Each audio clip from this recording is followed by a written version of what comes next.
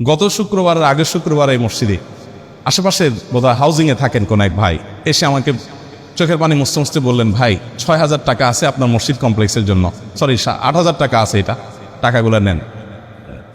তো আমি নিয়ে আমাদের সহকারীকে দিলাম। ভদ্রলোক বললেন যে আমার একটা ছেলে ছিল, সে ব্যাংকে বোধহয় টাকা জমাইছে বা কেউ দিছে, সেখান থেকে সে বলছে এটা আমি মসজিদ কমপ্লেক্সে দেবো ওনাদের। তো ও ৭,০০০ টাকার সাথে আমি ১,০০০ যোগ করলাম, এটা আপনি নেন। তো ছেলের কি হয়েছে? ও বলে যে ছেলে আপনার হাতে দিতে চাইছে, কিন্তু সে হাসপাতালে বেডে শুয়ে আছে। হাসপাতালে বেডে শুয়ে আছে ছেলেটা। কি হয়েছে তার? বলে যে ক্যান্সার আক্রান্ত।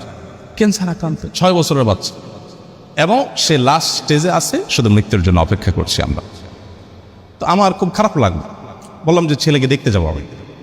পরের দিন গেলাম হাসপাতাল, আলমারার হাসপাতালে গেলাম।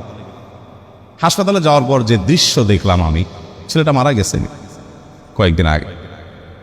এই এলাকার মহল্লার মানুষ উনি এখানকার। তো সে দৃশ্য দেখে আমার সাথে আরও একজন গেছেন, যারা গেছেন কেউ নিজেকে ঠিক রাখতে পারেন নাই। প্রত্যেকটা মানুষ কাঁদছিলেন, এত কষ্ট হচ্ছে বাচ্চাটার, মানে দেখার মতো কোনো দৃশ্য না। ৬ বছরের একটা বাচ্চা, কত বড় পরীক্ষা মা বাবার জন্য। আল্লাহ তাআলা আপনার বাচ্চাকে খুশি রাখছেন, ভালো রাখছেন, আপনি জুমা পড়ে গিয়ে বাচ্চার কপালে চুমু খাবেন, তাকে কোলে নেবেন, তাকে পাশে বসিয়ে আপনি খাবার খাবেন, খাবার তুলে দিবেন, বিকেল হয়তো ঘুরতে যাবেন, হয়তো তার পরীক্ষা আছে, কালকে পড়ালেখা আছে, তাকে পরামর্শ দিবেন। আল্লাহ আপনাকে কত সুন্দর একটা সাস্টেইন, কত সুন্দর একটা আপনার কি বলে এটাকে, ভারসাম্যপূর্ণ স্বাভাবিক একটা অবস্থা দিয়েছেন। এইরকম নেয়ামত যদি আপনি খোঁজেন, তো একটা ডায়েরি নিয়ে বসলে ডায়েরির পাতা শেষ হয়ে যাবে, কিন্তু আল্লাহ নেয়ামত লিখে শেষ করতে পারবেন না। একজন তার স্কিনে সামান্য একটি সমস্যা হয়েছে, জটিল কিছু নাই, স্কিনে মাত্র, বডির উপরে, এইটুকুর জন্য তার জীবন দুর্বিষহ হয়ে যাচ্ছে।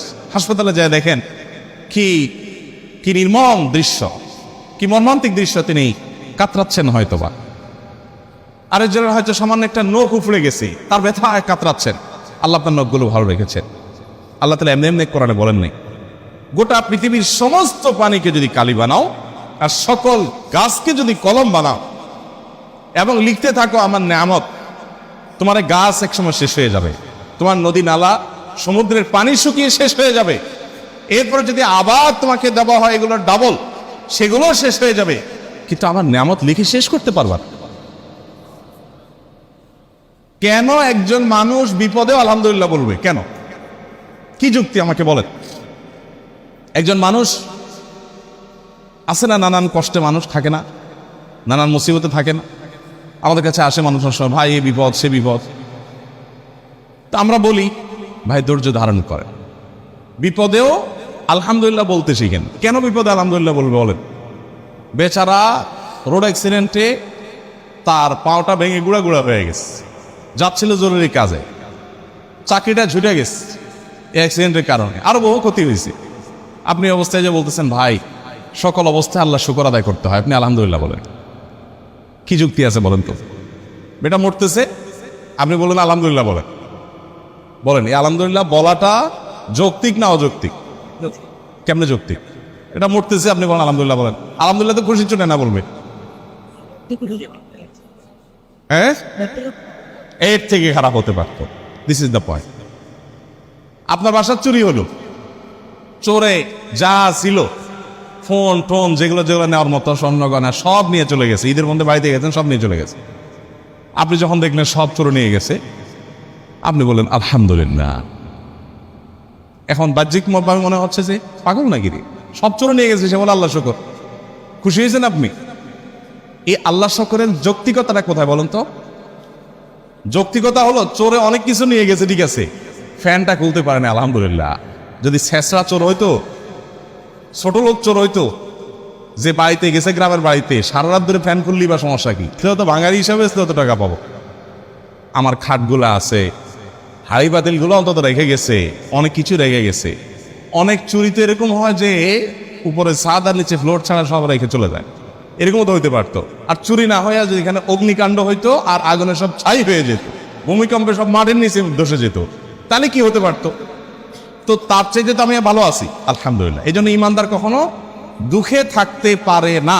ইমানদার যদি ইমানদার হয়, দুঃখ তাকে স্পর্শ করতে পারে, কারণ সকল দুঃখেই তার কি আছে? সান্ত্বনা। আর বেঈমানের কি? আল্লাহর প্রতি অবিশ্বাসী কোনো সান্ত্বনা আছে? সে কি বলবে? ও স্যাড, শিট, ব্যাড, হ্যাঁ, গালিগালাজ করে অস্থির ভাঙচুর করে বেচারা কোনো সান্ত্বনা আছে কপাল পড়া? আল্লাহ এই জন্য কোরআনে বলেছেন যালিকা বিআন্নাল্লাহা মাওলাল্লাযীনা আমানু, এটাই কারণ যে ইমানদারদের এক অভিভাবক আছেন মহান আল্লাহ, তার সব রাস্তা বন্ধ হয়ে গেছে, সে জানে আসল রাস্তা এখনো ওপেন আছে, তাকে কেউ হারাতে পারে না, শেষ মুহূর্তে পর্যন্ত সে আল্লাহর কাছে সাহায্য চায়।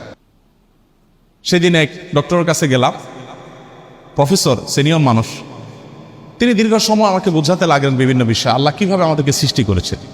আমি তো সায়েন্সের ছাত্র না, মুগ্ধ হয়ে গেলাম শুনে, সুবহানাল্লাহ, কিভাবে সম্ভব আমরা যে খাবার গ্রহণ করি সেগুলো কতগুলো ধাপে মল হয়ে মূত্র হয়ে আমাদের শরীর থেকে বের হয়, তার আগের ধাপগুলো কি, কিভাবে এগুলো আল্লাহ রাব্বুল আলামিন এইভাবে সেট করলেন, এটা এইভাবে কাকতালীয়ভাবে হতে পারে না কোনো পরিকল্পনা ছাড়া।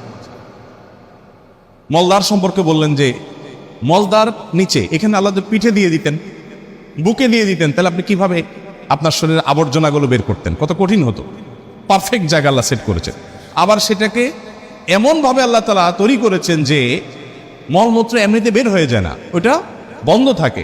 আবার যাতে বের হওয়া সহজ হয় তার জন্য পানি যতটুকু প্রয়োজন মলের সাথে ততটুকু দেওয়া হয়, আঠালো পদার্থ তৈরি হওয়ার ব্যবস্থা করা হয়, না হলে এটা ছিঁড়ে যাবে, ফেটে যাবে। মানে কত কিছু যে আছে। প্রায় 2.5 ঘন্টা, আমি একটা রোগী, আমাকে উনি 2.5 ঘন্টা সময় দিলেন, অবশ্য রাতে, অন্য রোগী ছিল না কেউ, সব শেষ রোগী ছিলাম আমি। 2.5 ঘন্টা উনি আমাকে বোঝালেন এবং আমি মুগ্ধ হয়ে গেলাম, সব ভুলে গেছি আমি কাজ কাম বাদ দিয়ে। সুবহানাল্লাহ। বললেন যে ভাই, আল্লাহ তাআলা কি নিয়ামত আপনার ভিতর দিয়ে রাখছে, আপনি এটা বুঝেন তো আপনার কপাল সিজদায় অবনত এমনিতেই হয়ে যাবে। তো আল্লাহর স্মরণের অংশ হিসাবে এগুলো, যে আল্লাহর কুদরত নিয়ে চিন্তা করা। আর সব বাদ দেন, আল্লাহ আমাকে হাত পা সুস্থ রেখেছেন, কত মানুষ অসুস্থ, কত মানুষ অসুস্থ, কত মানুষ বিভিন্নভাবে আক্রান্ত।